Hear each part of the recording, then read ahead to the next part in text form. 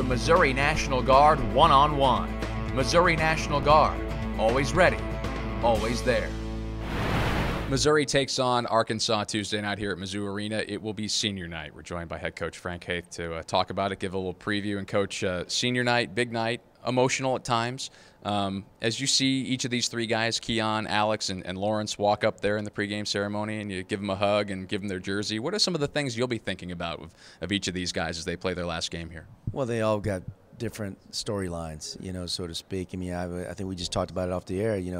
Lawrence has been here forever. Keon's been here 2 years, and Alex has been here just not even a year yet. So, but all have had great impact. I think even Alex and Keon's impact this year has been tremendous on this team.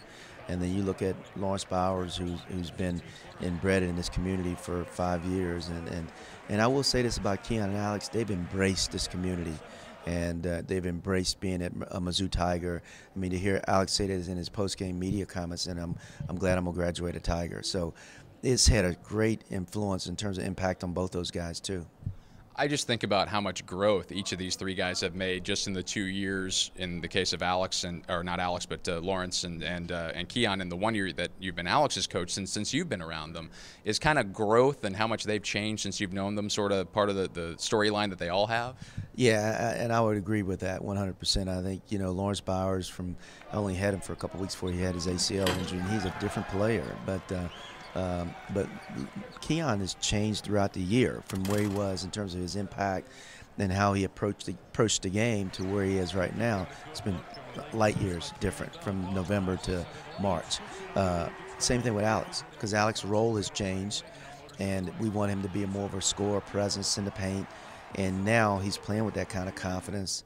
Here we are in March, but he was not that guy early in the year. So it's been great to see that growth and see those guys matriculate to where we thought they could give us the best chance to have success on the court. How do you try to approach harnessing the emotion of that pregame ceremony? Because it happens literally within minutes of tip, and now you got to play a game. What's been your philosophy as a head coach of pushing that energy the right direction? It's a tough thing. You really don't know, Ben, how they're going to respond or react to the game because of all the emotions and what goes into the ceremony, and it gets you off of your normal game plan and getting ready for the game. So you're not in your normal routine, and you just don't know how that's going to affect your guys once they start playing. And we're hoping that all you can do is just try to prepare them, and from the emotional standpoint, they're going to be high.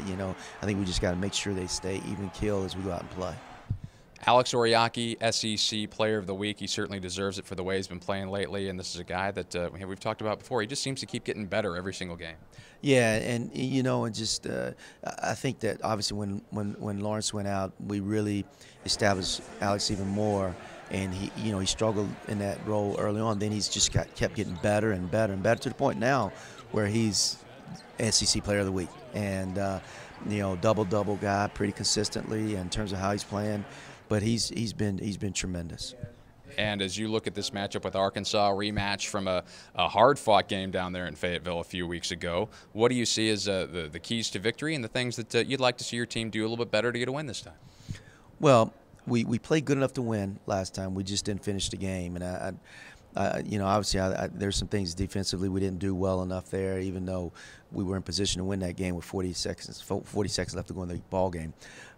We just got to play a complete game, and we got to do it on both ends of the court. We can't turn the ball over, and we didn't turn the ball over there until late game. We had a couple of miscues, but they got to play against our half-court defense. Any run-outs, any plays, live ball turnovers, we got to limit those, and if they're able to get those, it's going to be a long night for us. I was going to say, I mean, you had to like the way your team handled that unique pressure and environment that Arkansas tries to create every time they play. Yeah, and we really handled it very well. We got off to an early lead, and by halftime they got back into the game, and then they took the lead there in the second half. Then we took the lead with less than 2 minutes left to go in the game, and then but we handled it, and it was 19,000 or 20,000, whatever it is in there, and I thought our guys were real poised and composed, held great composure down the stretch, other than finishing that game, missing free throws, but I was definitely encouraged. I mean, they don't lose at home.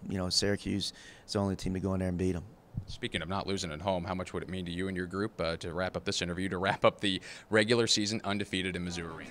It'd be unbelievable accomplishment. I mean, my 2 years here have been incredible fan support, and that's what it says. That when you have those kind of numbers that we have at home, you got great fan support and you got good players, and I think we've got both, and our fans have been outstanding. Coach, appreciate it. Good luck in the home finale on Tuesday night. Thank you, Ben. That's head coach Frank Haith. Tigers take on Arkansas Tuesday at 6 right here at Mizzou Arena.